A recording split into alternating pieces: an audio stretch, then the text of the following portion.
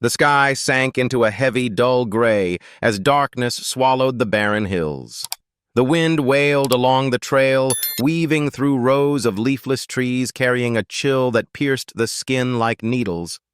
On the rugged, rocky ground, a small figure lay motionless, its silver-gray fur now soaked in blood and mud, curled against the pitiless cold. Milo gasped for breath, each shallow exhale vanishing the moment it touched the frigid air. Deep wounds on his left flank continued to bleed while a rusted trap clamped mercilessly around his fragile right joint. The scent of blood, metal, and dirt mixed into a bitter, suffocating stench. They had left him there long ago, certain the dog would not survive the night. Far away on the opposite hillside, in a dim wooden cabin, Jonas Gray froze at his doorstep. He had just stepped out for his usual forest check, when something unusual caught his eye on the porch, a torn piece of leather strap. His hand trembled slightly as he picked it up, the leather worn smooth by time with a tarnished metal clasp. But Jonas recognized it instantly. Milo's old collar. It had been replaced long ago. Milo had only worn it during his early service days when both of them were still legendary names in covert missions, and yet here it was, now lying at his door without a note, without a trace. A warning, a reminder. No. Jonas sensed something worse. A silent, creeping loss. He gripped the piece of leather tightly, his breath forming thin wisps of smoke in the freezing air. Without a second thought, Jonas grabbed his coat, tucked an old pistol into his belt, and rushed out into the night. Each step pounded into the patchy snow, leaving deep imprints leading into the darkness. There was no sound except the howling of the wind. The nighttime forest seemed to devour all noise, all warmth. Jonas ran along the familiar old trail, the one he and Milo had once hunted, once trained to cross. His eyes scanned every thicket, every disturbed patch of earth, searching desperately for any sign. A faint whimper floated toward him from up ahead, so weak it nearly vanished with the wind. Jonas stopped, his heart clenching painfully. He tore forward, ripping through the misty dust, and there he found Milo curled up bloodied. Yet those familiar eyes remained open, brimming with stubborn life. Without wasting a moment, Jonas dropped to his knees, his hands trembling as he gently pushed aside the matted fur to inspect the wounds. He mumbled words of comfort, unsure if even he could hear them. "It's okay, kid. I'm here." At that moment in the freezing blackness, there was only the two of them bound by an invisible thread, stronger than blood, deeper than vengeance. Jonas knelt beside Milo, heart constricting at the sight of him. The silver-gray coat was streaked with dried blood and dirt, breath so fragile it barely stirred the cold air. But Milo's eyes bright, steadfast, never wavered, holding on to him with stubborn defiance. Jonas wasted no time. He pulled out a compact first aid kit from his backpack, hands moving with practiced, precise swiftness. With a small knife, he cut away the blood-soaked fur around the wounds, cleaning them with warm water from his thermos. Each time he touched a deep cut, Milo's body twitched slightly, but not a single whimper escaped him. He endured in silence as if he understood how precious every second was. As Jonas worked, something unsettling slowly revealed itself. These wounds, they weren't random. Wild animals didn't cause them, nor were they the result of a simple accident. The cuts were concentrated around a specific area. Milo's left shoulder, just above the old joint injury from an Eastern campaign long ago. Jonas froze, tightening the bandage in his grip. Not everyone knew that weakness. Only those who had fought alongside them. Only those who had seen Milo charge through gunfire to save him, and had helped tend that very wound afterwards in a field base. Only the men of the Phantom unit. The cold that gripped Jonas didn't come from the winter night. It came from deep within his spine, a brutal, naked truth sliced through him. The one who hurt Milo wasn't a stranger. It was someone who had once been a brother. Jonas drew in a slow, shaky breath, fighting the rage surging inside. He continued dressing Milo's wounds, tightening each knot with absolute care, though his mind was a maelstrom. Why, who, among the familiar faces from the past? Who would be so cruel as to attack Milo? A dog, long retired from war, a living symbol of the days they once fought for something righteous. Jonas finished stitching the final wound. He pulled a thick blanket over Milo and placed him near the fire to keep warm, then slowly stood up. He looked around the cabin. The glow from the fireplace cast flickering light onto the wooden walls, where a few old mementos still hung a tarnished medal, a faded photograph of the unit. The faces of the men stared back at him from the picture, those who once called each other family. Victor Rain, Seth Morrow, Logan Vance, and himself. Jonas slowly approached the photo. His hand reached out, trembling, not from the cold, but from a deep, gnawing sense of loss. Those names had once stood for loyalty. Now one of them, perhaps more, had turned their backs. Jonas's eyes stopped at Victor. The man had an easy smile, but eyes that had always been too cold and too sharp. Jonas remembered the whispered conversations by the campfire, the times Victor had fallen into suspicious silences, the decisions made strangely fast, and Seth always lurking in the background, always avoiding direct eye contact. Jonas didn't want to believe it, but his instincts, the same instincts that had saved his life countless times, screamed at him. This wasn't an accident. This wasn't a mistake. Milo hadn't been attacked by chance. He had been targeted, a message, a warning to Jonas that the ghosts of the past had never truly faded. Jonas returned to Milo's side. The dog lifted his weary eyes to him, his tail giving a faint thump against the worn rug in greeting. Jonas crouched low, whispering, "I get it, kid. I know who they're aiming at." He placed a hand on Milo's head, feeling the faint warmth still lingering there. A silent vow took root within him. Whoever it was, Victor, Seth, or the whole damn lot, he would make sure the betrayal did not go unanswered. He wouldn't strike out in blind anger. He would return it all with precision, with silence, cutting into their weaknesses that only he knew. Outside the cabin, the wind shifted, carrying the scent of an approaching storm. Jonas knew he didn't have much time. They wouldn't stop. They had sent the first signal. Next time it wouldn't just be a warning. Jonas stood and checked his gun and short blade. He didn't need an army. He didn't need backup. He only needed Milo, his instincts and the memories of those he once called brothers, now reduced to cursed shadows in his mind. Tonight he would begin following the old trails. Tonight the darkness would be his ally, and by dawn, someone would pay the price. The bitter wind slipped through the rotting wood seams of the cabin, soaking the small shelter where Jonas prepared for his first moves. He wasn't rushing. He wasn't storming in head-on. He wasn't making noise. Jonas knew. To defeat those who once shared his foxhole, he couldn't use brute force. He had to use fear. He had to turn them against each other. On the first night, Jonas left the cabin with Milo. The loyal dog still limped, but the light in his eyes had reignited, sharp and wary. His gray coat stitched in places didn't slow him down. He moved like a wraith beside Jonas's legs. Jonas had chosen his first target, Seth Morrow. Seth, who had always sat in the back during training, taking careful notes, pretending loyalty while hiding his darker nature. Now Seth hid in a mobile trailer camp on the outskirts of town, surrounded by a handful of loyal followers. Jonas didn't approach Seth directly. He left a gift. On the third night, when Seth returned from a routine money run, he found an old training notebook on his bed. The cover battered, the back still stained with dried blood from a battle years ago. Inside, there was only a single line of scrawled handwriting. "You still remember, don't you?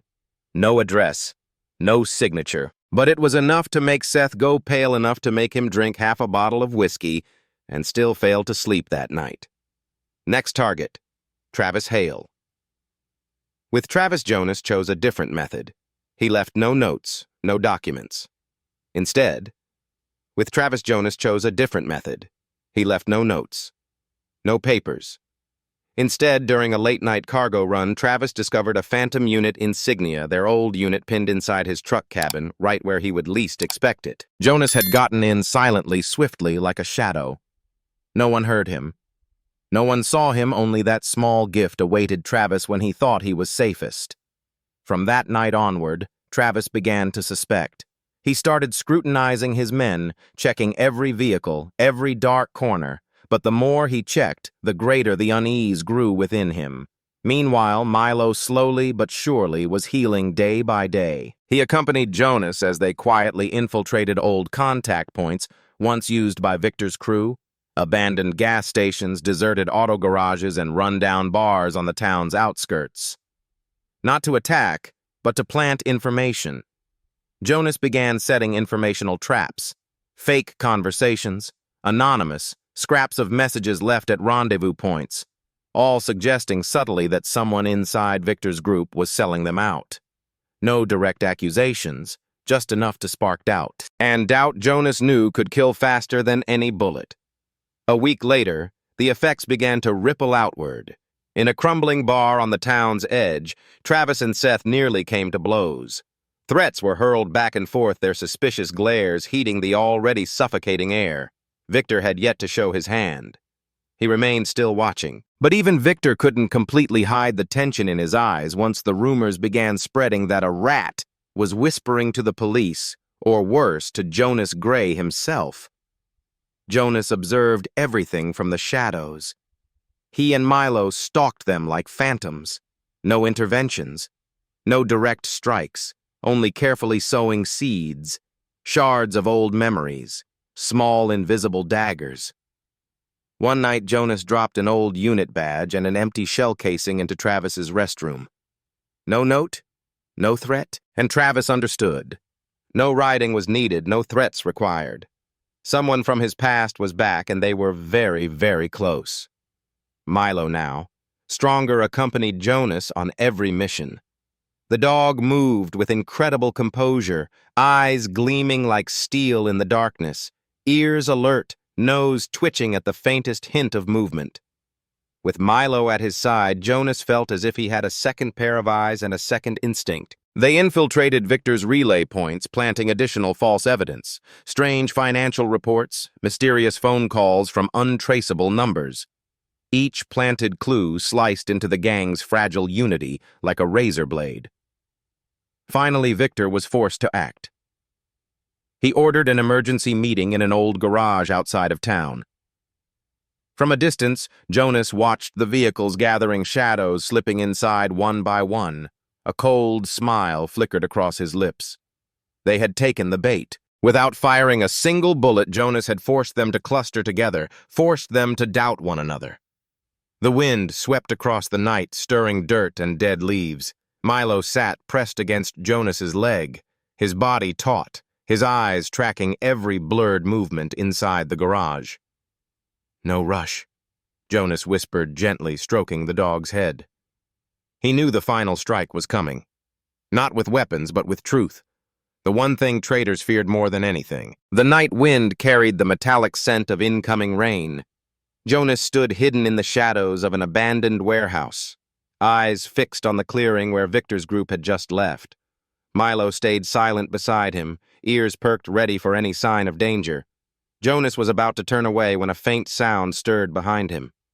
In an instant, every instinct honed over years of combat kicked in. Jonas drew his knife without hesitation, pressing himself against the moldy wall, poised to strike.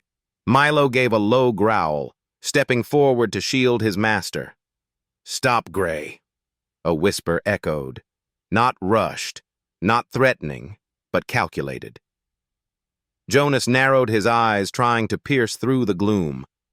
A shadow flickered under the faint glow of a street lamp several dozen meters away. "Step out," Jonas said coldly, "or this will be your last night."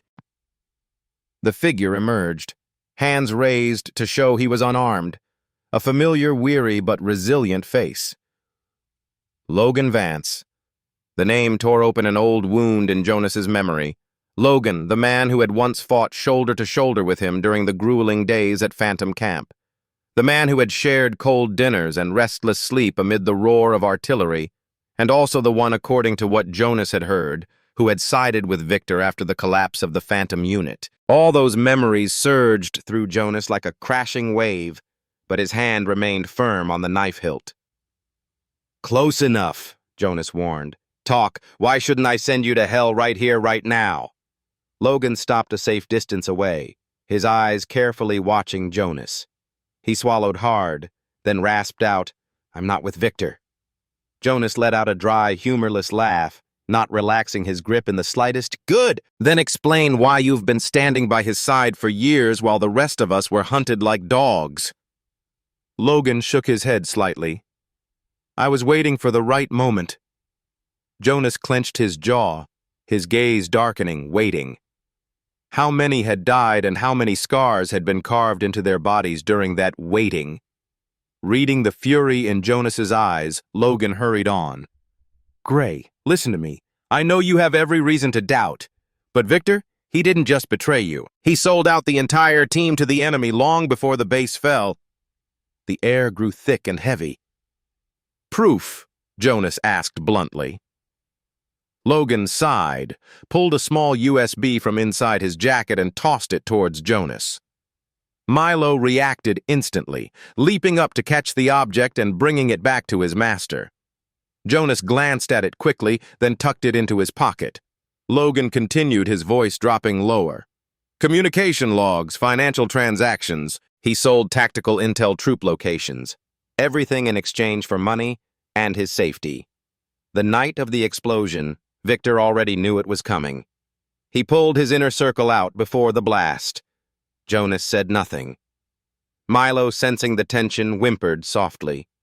The truth cut like a blade against raw flesh. Jonas remembered that chaotic night, the smoke, the blood, the desperate cries of comrades who would never rise again, and Victor, who had been eerily calm amid the disaster. The pieces clicked together in Jonas's mind, forming a twisted picture he didn't want to believe, but could no longer deny. Logan took a step closer, his eyes burning with both desperation and resolve. "I'm no saint. I've done things I'm not proud of, but I never forgot who pulled me out of that rubble, Gray. It was you, and I swear, I'm here to make it right." Jonas's hand whitened around his knife. Inside, a silent war raged. Trust. Logan place. A final bet on a man who once stood under Victor's banner. Or refuse and continue fighting alone, swallowed by the darkness. Milo inched closer to Jonas, brushing his leg gently, a silent reminder. Trust your instincts. Trust what's still left. Jonas inhaled deeply, exhaling a long, slow breath as if shedding the ice from his chest. He didn't lower the knife, but he didn't strike. "All right," Jonas said softly. "One chance." Logan exhaled in relief, though he didn't allow himself the luxury of a smile. He understood Jonas's forgiveness, if it could even be called that, hung by a thread. Jonas stepped forward, Milo at his side, and said quietly, "But if you betray us again?" He paused, his eyes locking onto Logan's. "I won't need the dark to find you." Logan nodded. Tension etched deep into his face like a man who knew he had placed his life on the thinnest blade. Jonas brushed past him, heading for the barren clearing ahead. Milo cast Logan one final glance, then followed his master, melting into the closing night. Far off, the wind howled through the trees, a warning of the real storm that was yet to come. The darkness thickened over the abandoned training grounds, the harsh crucible where the Phantom unit had once been forged. The crumbling walls were thick with moss. The shattered watchtower rose like a ghost's ribcage against the bruised sky. No more shouted commands, no more crack of gunfire. Only the wind screamed through the broken halls. Jonas and Logan approached their steps, silent like ghosts returning to a battlefield. Milo stayed close to Jonas, his body taut as a drawn bowstring. He too sensed the tension, the inevitable confrontation drawing near. Inside Jonas, the silence weighed heavy as stone. No need for gunfire, no need for blood, only the truth, and to let it speak for itself. Victor Rain stood in the center of the open courtyard, flanked by his loyal men, Travis, Seth, and a few faces Jonas no longer recognized. Flashlights mounted on trucks around the lot cut sharp white beams through the night. Jonas stepped out from the shadows. No weapons, no armor, Just a man facing his past, stripped bare. The crowd stirred. Several guns lifted wary. "Hold it!" Victor raised a hand. His eyes locked on Jonas like he'd seen a ghost. For a brief moment, fear flashed across Victor's face, the exact reaction Jonas had been waiting for. Logan followed behind. Jonas silent, his gaze cold as steel. Jonas stopped about 10 paces from Victor. He pulled a small object from his coat wrapped in a piece of worn cloth. Slowly, he unwrapped it. An old photograph emerged under the pale beam of the truck lights. 5 young men clad in camo jackets, soaked in sweat, standing shoulder to shoulder before the gates of Phantom Camp Milo. Just a pup back then sat proudly in the middle tongue, lolling eyes gleaming with pride. All those faces, Victor, Jonas, Logan, Travis. Seth once belonged to a team, a family, an ideal. Jonas raised the photograph high. The murmuring crowd fell silent. Everyone stared, almost hypnotized. Jonas walked over and pinned the photo to the crumbling wall behind Victor, right where they had once trained, where they had once sworn never to betray each other. Beneath the photo, a single line scrawled in black ink. "One betrayal, a lifetime of burden." Victor stumbled back, bumping into Travis. He turned ready to smirk, to twist the story into something favorable as he always had. But this time no words came, because when he looked, he saw it. The eyes of Travis, of Seth, of the newcomers. They no longer believed him. They looked at the photo, then at Victor, then at Jonas. And at that moment, the silence spoke louder than any gunfire or speech. Jonas took a step closer, his voice sharp and cold as a blade. "What did we fight for, Victor? Money, power, or for the family you buried with your own hands?" Victor opened his mouth, but no sound came. Sweat trickled down his forehead, mixing with dust, and the freezing truth squeezing the life out of him. "We trusted you," Logan said, voice calm yet terrifying. "I trusted you, Jonas. Trusted you. The whole unit placed our lives in your hands." Jonas shook his head slowly, his eyes sweeping the crowd with chilling clarity. "And this is what you did with that trust." He pointed to the photograph. No one moved.